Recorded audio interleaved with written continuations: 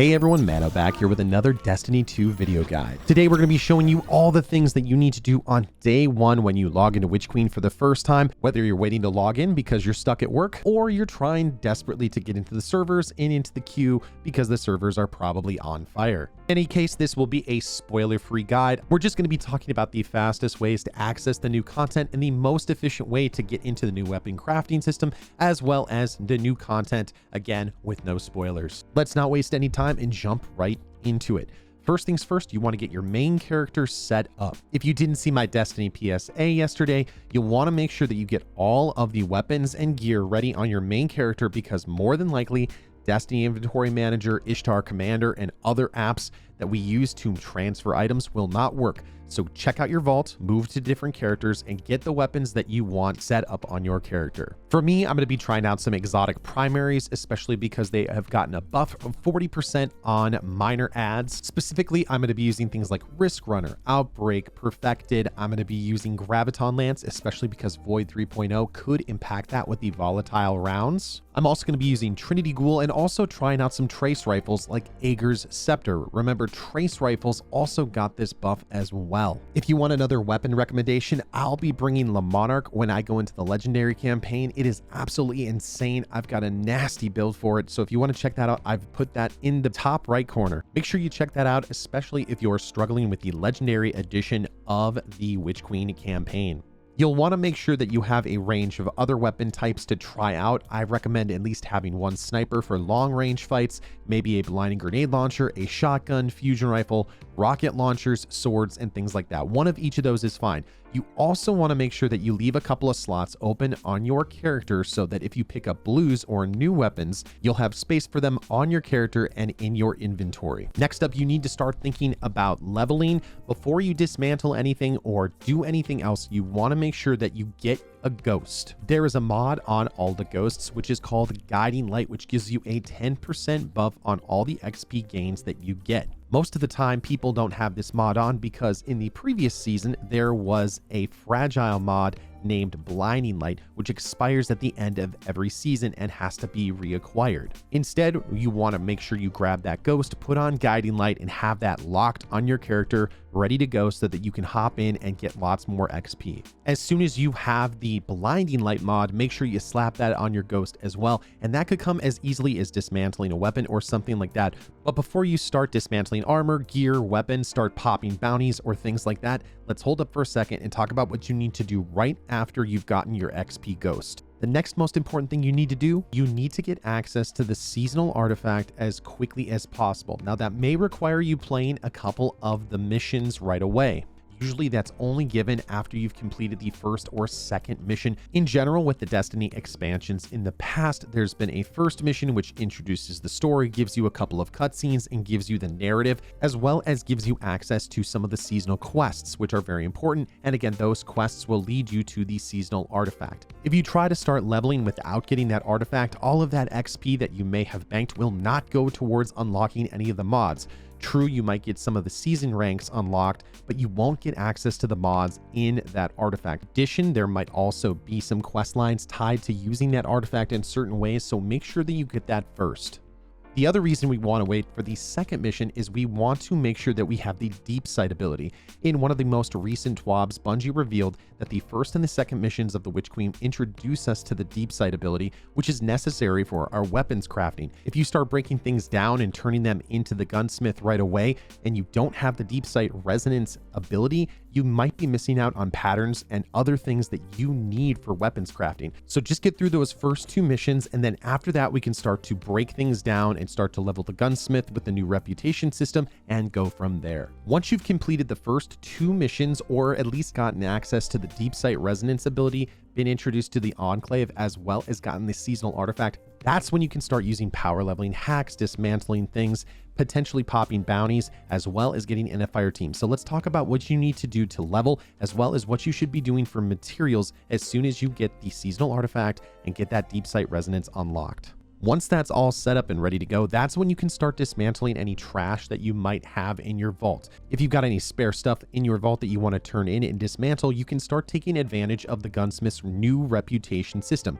you might get a weapon that has a red marker around it, which means that it has one of the patterns you need for weapons crafting. We'll get to that in a second. As soon as that is done, then you need to start taking advantage of some of those power leveling hacks. This is the first one we're going to take advantage of, and that is the well-rested buff. Every week when you get on at reset, everyone will get a buff called Well Rested, which will give you a dramatic increase to all of your XP gains, and it's very easy to do, especially as you're completing some of the first missions in Witch Queen. That level should be pretty easy to reach, and you shouldn't have to pop bounties to get there, but if you need to and you feel comfortable with it, pop some of the smaller bounties with the lower XP if you want to get to that rank faster. The next step that you want to take advantage of is taking advantage of the shared wisdom buff. When you're in a fire team with another player who owns the current season pass, they will get an increased experience gain to everybody who's in the fire team. It's going to look to the person who has the highest rank and then base the buff based on that person's rank. If one person in the fire team is level 17 and another person is level 5, the person who's level 5 is going to get the boost from the person who is level 17. The first increase of shared wisdom usually happens at rank 5, which is where you're going to be after you get rid of your well-rested buff. There's a lot of really easy ways to do this once you get to rank 5. Basically, just ask another person if you want to join on them in the tower, if you want to pop some bounties, or if you have a clan or some other friends that you play with, get into the tower, and then you can start popping those bounties and take advantage of those XP buffs once you're in a fire team. Remember that the well-rested buff is account-wide, so that once you use it on one of your characters and get up 5 levels, it's going to be gone. So at that point, once you've completed one character, you could definitely go into another character and start popping bounties as well. But I'd say hold off on that until you get through a little bit more of the story so you're ready to go. I'd recommend saving some of the bigger bounties that you have that might reward more XP until you're a little farther down the road in the season pass and also for your leveling. Look for any bounties that you've completed like Crucible dailies, Planetary dailies, or anything like from Zur, Europa, the Moon, or anything else like that. Basically, any of your low-hanging fruit, this is a good opportunity to pop that as long as you're with another person getting that shared wisdom buff, as well as using a ghost with either the guiding or blinding light mod. Basically, you want to get through as much of the season pass as you possibly can to get those boosts in the fire team reputation, earn access to those seasonal challenges, as well as any boosts specifically just on solo XP. Let's talk about leveling for gear, whether it's a weapon, a new item that you pick up in the game. Basically, what you want to do is you want to be taking advantage of any blues you might be getting in your inventory to help boost your power level on your character. Remember, the power level of your character is the average of all the weapons and armor that you have on your character or in your account at what time. The first instinct for many people is to start instantly putting upgrade modules and things like that into new weapons that they've picked up, but hold off for a second. Maybe just hold on to some of those blues to help you artificially power up your character. Hold on to those things unless if it is a must-have. Like if there's one weapon that you really want to use throughout the campaign and you want to boost that particular weapon, go ahead, level that thing up with an upgrade module, but don't go through and start using your upgrade modules on every piece of gear, especially armor. You can always use a blue piece of gear just to help you get through the campaign, and then later on use that blue gear to infuse really quickly so that you're ready to go, and that way you save more of your materials, whether that's ascendant shards, upgrade materials, or anything else like that. On the topic of shards and materials and things like that, you may have noticed that Rahool has a whole bunch of new materials in his inventory. He's taken over all the material exchange that Spider was originally doing before the Tangled Shore was taken away. More importantly, Rahool is going to be the one source of the enhancement prisms and ascendant shards that Banshee 44 and 801 used to sell. Instead of selling those items, Banshee 44 and 801 will now have more mods that you can purchase, which is really good for those folks who are looking to catch up. Make sure you go pick up any of the mods that you don't have in your inventory when you can. Make sure you pick up any bounties from the gunsmith, as they should be new with the new reputation system that is now in the game.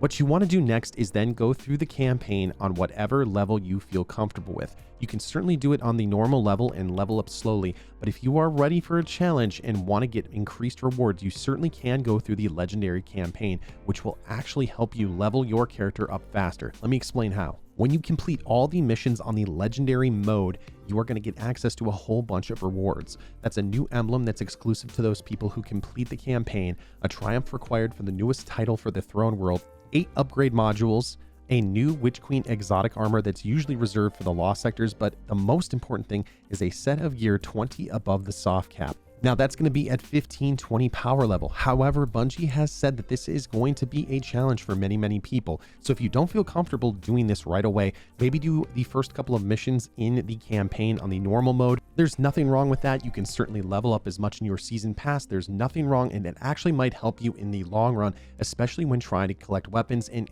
get access to the new weapons crafting system. Now, I mentioned that a little bit earlier. Let's dig in a little bit deeper. Like I said earlier, after the first and second missions of the Witch Queen, you'll get the Deepsight ability, and you'll also be introduced to the Enclave, which is the weapons crafting system. You'll be introduced to the weapons crafting system through making the glaive, which is the new weapon archetype in Witch Queen. They'll guide you through that process, but then they'll send you on your way. And at that point, you need to look for different patterns, which can be earned through various gameplay objectives, but also you want to be looking for deep sight resonance weaponry. That can be indicated by any of the weapons that have a red border around them. Once you've found any of those weapons, you'll want to start using it as soon as possible so that you can get to the point where you can extract the resonant elements from the weapon and then use it for weapons crafting.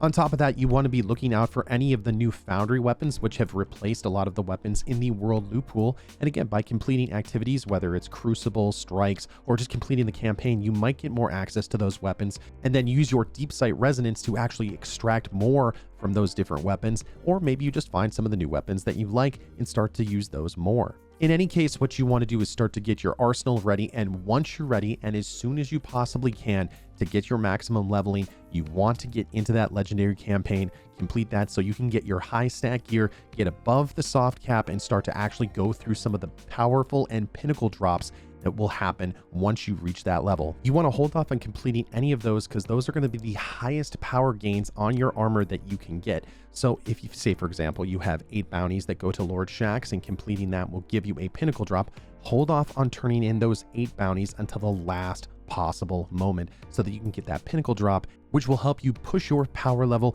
even higher as you go through the Witch Queen. I hope all these tips have helped you out. I'm really excited for the Witch Queen, and I hope that you are too. And hopefully by the end of this video, hopefully the servers are open again. But if not, I've got a whole ton of other videos that you can check out that will help you in getting through the Witch Queen. So make sure you check that out. And as always, if you found something in this guide to be useful, gently tap that like button and leave a comment down below. It helps to share this guide with everyone else in the Destiny community and will help them as well as we progress through the Witch Queen. Also, if you want to check out more Destiny 2 content, consider subscribing and turning on notifications. I'm going to be making a ton of content for Witch Queen. As I always do, I'm going to be helping people through the legendary campaign. We're going to be doing exotic quests, raids, grandmasters, and everything else like that over on my Twitch channel at twitch.tv/manodestra. We've helped hundreds of Guardians get tons of gear that they didn't have access to before. So make sure you stop down. The link for that is down in the description box below, as is our community Discord, where you can find me and lots of other helpful folks in Destiny when I'm offline. Thank you so much for watching. Good hunting, Guardians. I will see you next time in the universe of Destiny.